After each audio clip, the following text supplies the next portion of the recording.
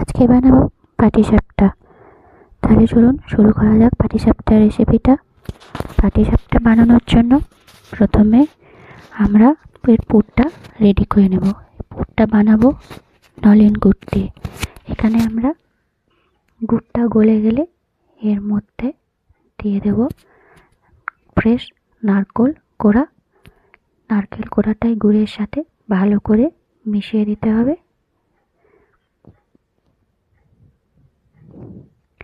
নারকেল কোড়া গুড় একসাথে মিশে গেলে তখন এটাকে আমরা ঠান্ডা করতে দেব। ঠান্ডা করে পুরটা একটা সাইডে রেখে দেব। এবার এখানে আমি হাফ কাপ মতো নিয়েছি বিউলির ডাল, আর 1 কাপ মতো নিয়েছি চাল, যেটা আমি 3 থেকে 4 ঘন্টা মতো ভিজিয়ে রেখেছিলাম।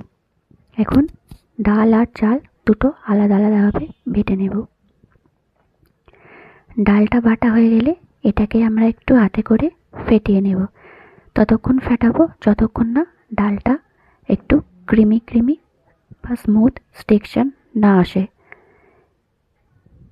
দেখুন, আপনারা দেখতে পাচ্ছেন আমি কিভাবে ডালটাকে ফেটিয়ে নিচ্ছি। এরকমভাবে 5 থেকে 7 মিনিট ফেটালেই ক্রিমি টেক্সচার চলে আসবে। এবার এই ডালের মধ্যে চাল বাটাটা অ্যাড করে দেবো।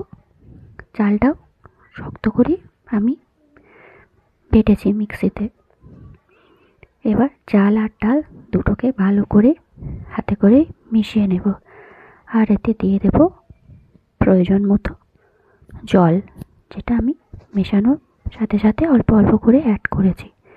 আপনারাও কিন্তু অল্প অল্প করে জলটা অ্যাড করবেন আর এটা বানিয়ে নেবেন। এবার দেখুন, একদম পাতলা পাড়া একটা ঘোল মতো ব্যাটার বানিয়ে নিয়েছি আমি।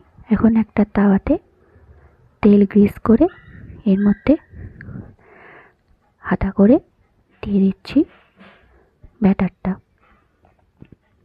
ব্যাটারটা হাতা করে চাড়াবেন না, তাওয়াটাকেই এদিক ওদিক নাড়িয়ে চাড়িয়ে নেবেন, তাহলে এটা খুব সুন্দরভাবে পাতলা করে চাড়ানো যাবে। চাড়িয়ে এটাকে কুক হওয়া পর্যন্ত একটু ওয়েট করতে হবে। দেখবেন যখন এর মাঝখানে অনেকগুলো বাবল সৃষ্টি হয়ে যাচ্ছে, তখন বুঝবেন যে এবার এর মধ্যে আপনি পুরটা দিতে পারবেন।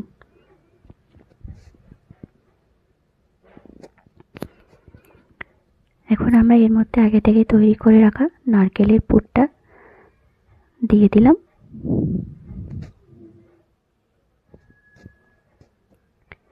এবার খুন্তি বা স্প্যাটুলা দিয়ে ধার থেকে আগে প্রথমে তুলব, তারপর এটাকে পাটিসাপটার মতো রোল করে বানিয়ে নেব।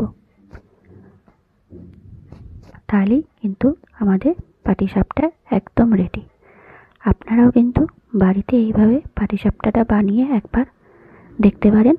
আশা করি আপনাদেরও খেতে ভালো লাগবে। Thank you for watching. কেমন লাগলো কমেন্টে আমাকে অবশ্যই জানাবেন।